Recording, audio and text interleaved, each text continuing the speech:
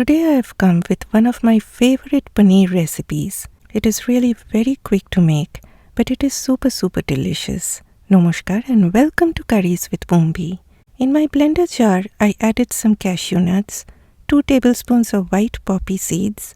You can also use sesame seeds in place of poppy seeds. Without adding any water, grind them first. They will look somewhat like this after grinding. Here is some onions that I boiled in water for about 5 minutes. Then I drained all the water and allowed it to cool down. Add all the boiled onions in the blender jar and blend it to a smooth paste without adding any water. But if you see you are not getting a smooth paste, then please do add few tablespoons of water. Now I should have added the ginger and green chillies along with the onions, but as usual I forgot. So I am adding it now. And look how smooth the paste looks.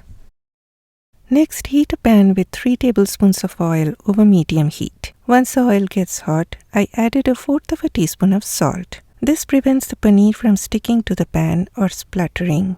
Add the paneer and fry them lightly. Now today I am using homemade paneer, but you can happily use store-bought paneer. But in that case, after frying the paneer, put them into a bowl of hot water to make them soft. I didn't need to do that because homemade paneer tends to be extra soft. I have a video on how to make paneer at home, and I will leave the link to that video in the description box in case you are interested in watching. Do not fry the paneer too much as that will make them rubbery. Just a light golden brown color will be good enough. Fry them in batches if you are making a large batch. Okay, all my paneer have been fried. Next I added a tablespoon of my homemade ghee. I fried 3 dry red chillies. It brings in a beautiful smoky flavor to the oil. Then take them out and use it as a garnish for your dish. Next some whole spices go in, 3 green cardamoms, a small piece of cinnamon stick, and 2 dry bay leaves and a teaspoon of cumin seeds. Whenever you add whole spices to hot oil, remember to lower the heat to the lowest mark, or else they will burn. Then a teaspoon of Kashmiri red chilli powder goes in, and immediately add the pureed paste to prevent the chilli powder from burning. I added about 1/4 cup of water to my blender jar to rinse out all the blender jar goodness. You don't want to waste all that precious goodness, my friends. You need to stir this very frequently because since you used cashew nuts, it will have this tendency to stick at the bottom of your pan, and if it sticks, it will burn.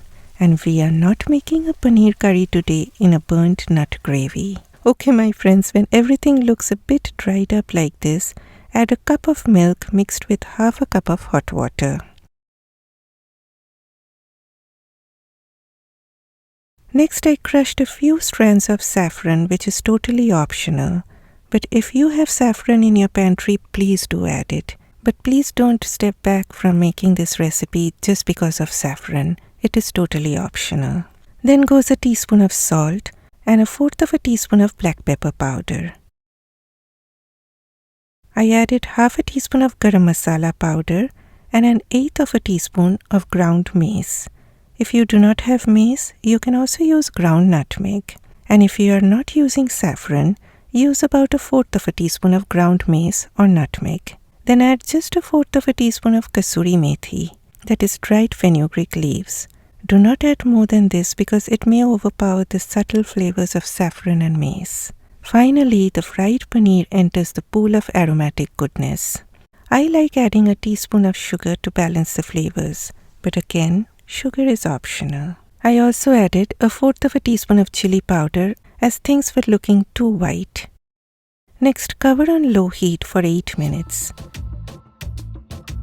After 8 minutes, do a taste test and adjust the seasonings if required. This is a recipe from West Bengal, a region in the eastern part of India. And commonly this recipe is known as Doodh Paneer, where doodh is milk.